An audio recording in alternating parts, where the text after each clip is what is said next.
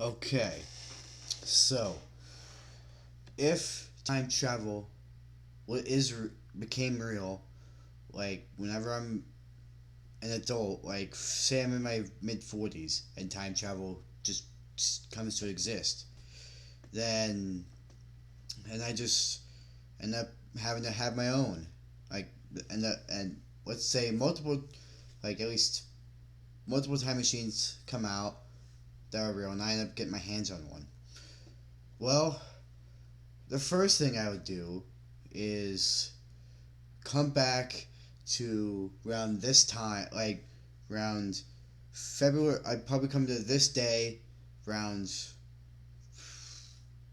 around this time, and then I would probably, uh, if I didn't hear like the thing go off, like to where my future self would come to this time, then I think my future self would probably hit record, and then probably, you know, record, me filming this video, and then it's like try, and that'd be me, my future self trying not to alert me, and it's like, and then if I, end up like, let's say after this video I end up laying on my bed over there, you can't see, then my future self just comes out of nowhere during making this video, and then ends up coming through my door here,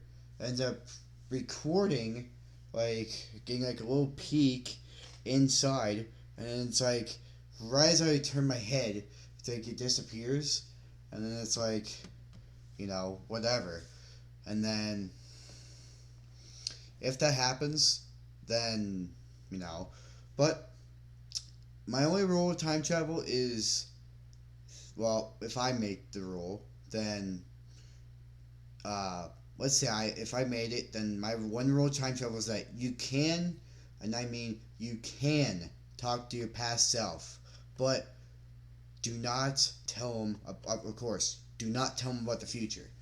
Like, obviously, you can't tell your past self about the future, because then if you tell them about the future, it could alter the past. It could alter, if you pass up about the future, they could alter the future. Then like like let's say, for example, I went back in time and killed my past self. Well, then my future self wouldn't exist. But if my future self doesn't exist, then I wouldn't have gone back in time to kill my past self. So then my past self would be alive, and then I'd be alive. So technically, that's all strange, because if I go back in time and kill my past self, like I said just before, then pretty much from whenever you kill your past self onward, you're not alive. Like if I decided to go like to yesterday, then and I kill my past self then. Like let's say I go to the day before this, so February 6th, 2024, and I kill my past self then. And I go back in time, and I go back to the present, and I fade away, and that means I'm dead. Well, that won't work, because if I kill my past self, then I'm dead.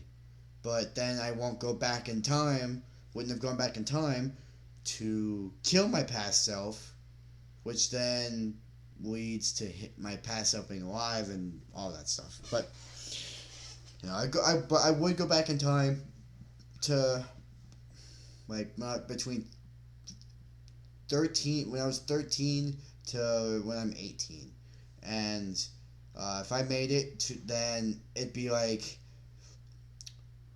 basically, like from the 5 years that I'd spend, like within the from like 2020 to 2025, the 5 years that I would spend in that time frame would be a few seconds for everyone else. Like if I went back in time for 5 years, right, back in time from 2020 to 2025, 5 years, every year, a second. and then it's like I leave and I come back 5 seconds later, and then let's say I decide to go back to 1988. Okay, every year I go back to, it's like for me it'd be a long time, but for everyone else it would be like that, like well, just a second or so. But it's whatever, and I'm gonna be setting the time to where, and if I did go create time travel or whatever, I'd set a time like to a point in time to where I want to go, and then a point in time to where I want it to end. So, and then it'd be whatever. But that's what I do if I created or had time travel.